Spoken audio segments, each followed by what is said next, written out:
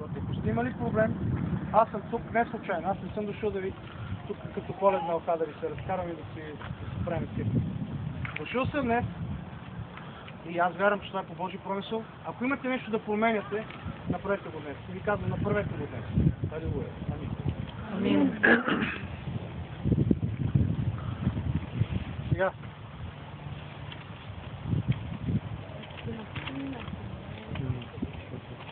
Ето тук ще ви помоля, аз докато си чета, да си напишете имената бързо.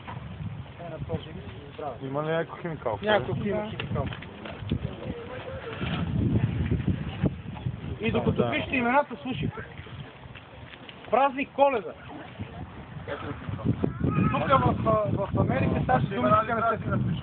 Само вашите имена и на родините ви. Ама пишете ги така четливо, малките имена. Само малките. Да не са умалителни. Примерно, ако сте казвате Иван, не Ваню, или Милка на Милка,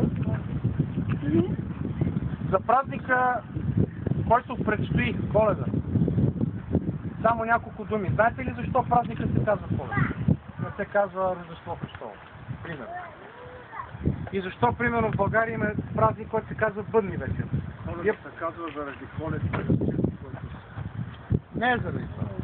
Не. Това е митология. Обяснявам, за да го знаете, докато си пишете имената, да си говорим. Имате информация. Ние сме в момента култура на информацията и хубаво да го знаете. Исус Христос, ние не знаем кога се е родил.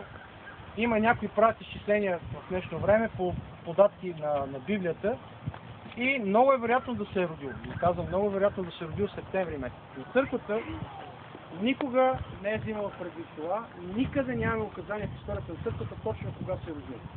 В древността на изток и в момента в арменската църква и в сирийската се празнува на 6 януари, когато се кръстява Христос в Йордан.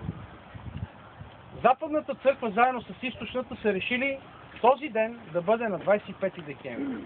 25 декември, според календара, когато е бил тогава, той е бил римски календар, се пада по време на календите. Римският календар се е разделил на 3, целият месец се е разделил на 3 части. Календи, Иди и Йони. Исус Христос се ражда по време на календите и оттам идва празника Коледа. Защото се ражда по време на календите.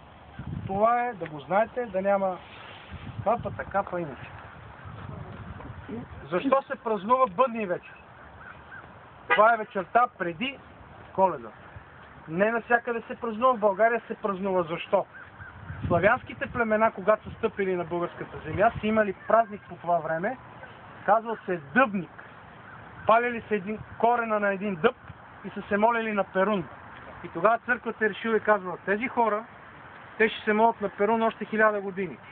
Ще ги привлечем към нас, нашия празник ще стане техен празник. И така, Рождество Христово е станало част от техния празник, а пък наименованието Бъдник или Дъбник е преминало в български език. Бъдни вечер. Това е като информация, да го знаете. Ако имате някакви въпроси да го пишат във връзка с празниците, сега е момент. Явно всичко ви е ясно. Чакаме храната. Исус Христос ви вика, аз знам защо дойдох. Защото ще ви нахрана. Ама после ще ви дам другата храна. Я кажете за Света Ана, която е на 9 декември. Света Ана, майката на Дева Мария. Да, значи това нямаме податки в Библията, това е по предание от църквата. Йоаким и Ана са родители на Дева Мария, те също не са имали дълго време деца, както Захари или Савет. И в едно покривно Евангелие, което се казва Евангелие на Мнимия Матей, там е описан живота на Света Ана и на Йоаким, нейния баща. Богородица се ражда и тя, както е било по еврейски закон, понеже се е родила, те са били на доста напреднала възраст, се дали в дар на самия храм. Това също не се знае, от библейската археология го знаеме. Много дечица са се оставали в храма и там са престоявали дълго време, като са ги учили на различни неща. Богородица, Мария, майката на Исус Христос, е така била предоставена от нейните родители.